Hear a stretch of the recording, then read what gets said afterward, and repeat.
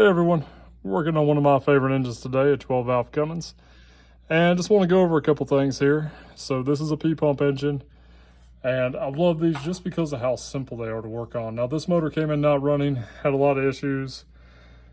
A young kid owned it, and then the guy bought it from the young kid and was driving it and loaded up the injection pump, spun the timing gear for the injection pump, and yeah, all kinds of little stuff. So we're going through it, getting it straightened up. Looks like a 16-year-old kid worked on it, but we're getting there. Replace the water pump. If you're going this deep into one, just replace the water pump. It's like 30 or 40 bucks. These have a lifetime warranty. They're not as crusty. The other one you turned it, it was like not good. What we're going to talk about in this video is just some of the basic timing stuff, and also kind of the KDP, killer dowel pin, everybody talks about. Some things you could do to alleviate it. There's a couple different techniques. This one, actually the dowel pin was missing. I don't know if it fell out in the oil pan somewhere or if somebody had removed it previously. The dowel pin is used to help align the back case here, this little timing case that holds all your gears, gear housing, gear timing housing, whatever you want to call it. And then you have basically a little stamp piece of sheet metal that sits over it that covers everything. This is obviously your crank, where your crank seal goes. Anytime you have this off, just replace your crank seal with a genuine Cummins one. Only use Cummins on these, please. Just the Femin's so much better, and just trust me, it's worth it in the long run. So first off, torque spec on these, don't quote me on this, but I want to say it's 144 foot-pounds. I torque them to 150 with just a drop, literally maybe 1 to 2 drops of blue Loctite on them, because they do have a crush washer. That's just to make sure everything stays on there nice and tight. Even if this nut were to loosen up, it probably wouldn't come off all the way because of how tight the housing is. But you still don't want that backing up into your housing. And like I said, 1 or 2 drops of Loctite's not enough to really hurt it. Make sure you got your crush washer in there. Make sure that you torque it to spec. When you torque it, you're going to need to make sure that you hold everything in place. So down here, we have our 2 zeros on our cam gear. Here we have our 0 on our crank. This lets us know, and these are keyed, letting us know that our timing for our crank and our cam gear are lined up. The timing gear for the injection pump, however, does not have it. And we'll get to the KDP in a minute, but I want to talk about this first. There is a 0 here that is 180 degrees out from your double 0. So double zeros is going to be top dead center. This is going to be also top dead center, but 180 degrees out from where you need to be. So obviously, cam turns 1 rotation for every 2 crank rotations. Very, very important. I've seen people on gasoline engines like 4.300s and even 2.3 Limas set timing 180 degrees out before. It's possible to do. Sometimes the engines will even run like that. It's not very healthy. Not sure if a Cummins would run 180 degrees out being a diesel, but it's possible. So what you do to set the timing on this is get everything aligned. Now, if you don't have the timing cover off here on the front, there's a little pin on the back side where the injection pump is, right under the injection pump. You push that through, and there's a little divot, a little hole in the back of this gear. That will let you know when you are set to top dead center. For the injection pump, on the side, on the P-pumps, there's a little cover right on the driver's side. You take that cover off, and there's a little pin in there, and it basically has a tool with a slot in it. You pop that tool out, line up your injection pump to where there's that little line comes down, almost like a little tab, and you insert that tool in there, and that locks your pump at your base timing, which on this one should be between 12 degrees and 13.5 degrees. So once that's done, everything is happy.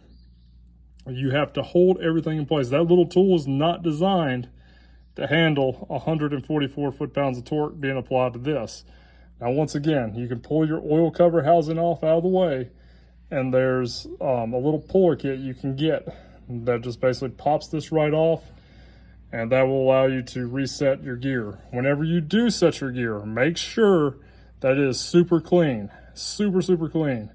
If you're doing it while the cover's on, it's a pain. You're gonna need a lot of carb cleaner, something that's probably even a little bit stronger, and make sure that you get all the junk out of there. You gotta be careful about spraying in there because all this is gonna have oil in it. Obviously it's not full oil, but just residual, and as you spray, it's gonna wanna run down that shaft. That shaft has to be perfectly clean when you install this. So what I'll do is, now that I've got everything off, we'll take, and I actually use a little bit of valve grinding compound, lapping compound, and with the pump out and on the ground, I take and I work it back and forth just a little bit, just pressing on it with hand torque, just pressing down with my body weight, kind of working it back and forth to kind of grind that in and give that really rough edge. It's not going to cause any damage. It's not going to wear it down. You're not going to sit there, for a half an hour rubbing on it. Seriously, like a good 30 seconds of just working it back and forth with a good bit of hand pressure will give it kind of a little bit of a chalky feel to it. Make sure you clean that off really good, both off the gear, off the pump. Install your pump, spray it down again with carburetor cleaner, acetone, whatever you have, then install your gear. Make sure it is dry when you install it, because these, even though there's a keyway on the pump, these gears do not have a keyway on them. The only thing that holds this gear to that pump shaft is friction. It is just the pressure and the friction created from that pressure that holds it in place. I cannot stress this enough. If you install this gear with oil or anything on that shaft, it will eventually spin on you. Especially if you're running hopped up pumps. This pump, because the kid had it, did not even have a fuel plate in it. Now, I know a lot of you guys say, oh, what's the big deal? I've been running without a fuel plate for 100 million miles. That's cool. The owner of this truck is not, he's mechanically inclined, but he's not a diesel performance guy. Okay, he got this truck for towing, hauling. He's got an EGT gauge, he's got a boost gauge. But once again, if you're not a mechanic, if you're not an enthusiast, you're probably not going to be staring at those all the time, or even know the signs to be like, hey, is this too much? Is this too little? So we went ahead and reinstalled a DDP fuel plate in it. I think it's rated between 50 and 120 horsepower over stock. We've got it set in the middle. We'll kind of see how it responds and dial it in. This truck also has, I want to say it's stage 2 DDP injectors. Great customer service, by the way. I've been really happy dealing with them. The injectors were already in there. We had no idea what they were. So I contacted DDP. They were able to match up the numbers. They allowed me to send them in. Didn't charge anything because they were actually still under warranty. They cleaned them, inspected them, did a bench test on them. Everything checked out good. Sent them back with new washers and everything on them. The only thing I had to pay was shipping one way. DDP, great job. Really impressed. They came back in a nice, pretty box and individual little housings. And yeah, this truck has plenty of fuel. It's got a minor turbo upgrade. We may end up putting a bigger turbo on it, but we'll get to all that later. That'll be another video. So without further ado, go into your dowel pin now. This dowel pin was missing. Now, whatever happened to it, I have no idea. This bolt here was also hand loose. Like, I could have took my fingers on it and spun it. Either one of these coming out is bad because it's going to go right here and right down in these gears. And actually, you can probably see a little bit of scuffing right there. That's probably what happened there. So I'm guessing that KDP fell out, or the dowel pin fell out, and it's probably in the oil pan. We're going to probably dump the oil on it, maybe see if we can get it out and fish around in here with a magnet just to make sure we can't get it out. I mean, that could have happened a long time ago, but you'll see there's definitely some damage to the housing right there. Most likely, that's what happened.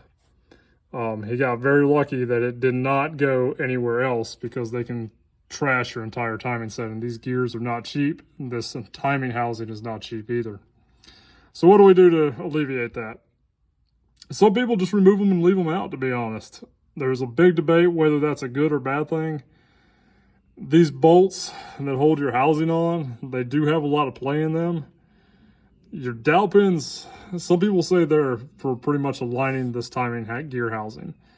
And I can see that, but other people say it helps hold everything nice and tight, keeps it from moving around at a really hard acceleration and vibration. I can see that too. Cummins knew what they were doing when they built these engines. They put the dowel pin in there. I prefer to leave them.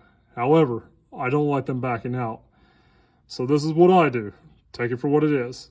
Whenever I put one in, I'll take just a little bit of Loctite, blue Loctite, and put on it. You can see some of the residual there. Then, when I put it in, I'll take a chisel or even a sharp screwdriver and I'll scribe there and on the top and bottom. Get in there so you can see it. And you can see there's just a little bit of metal now bent over that tab. That's going to make it a lot harder for that to ever work its way out. And the last thing is killer dowel pin kit. These are a huge debate. People say they're a waste of money, marketing ploy.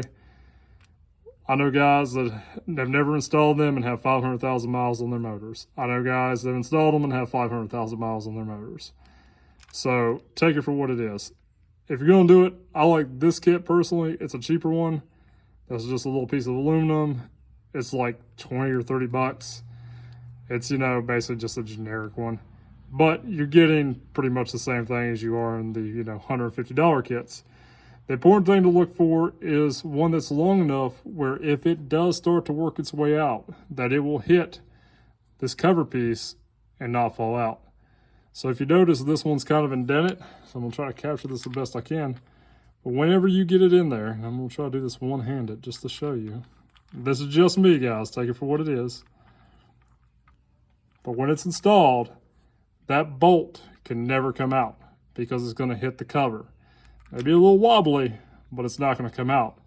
Still covering that dowel pin to where that dowel pin's not going to come out, and it can't turn.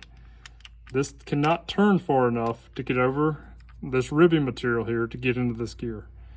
And I'll put, once again, probably 2 drops of blue Loctite. I wouldn't put red on it. And I will torque it to spec. And that way, hopefully this thing will never, in its lifetime, have an issue with dowel pins.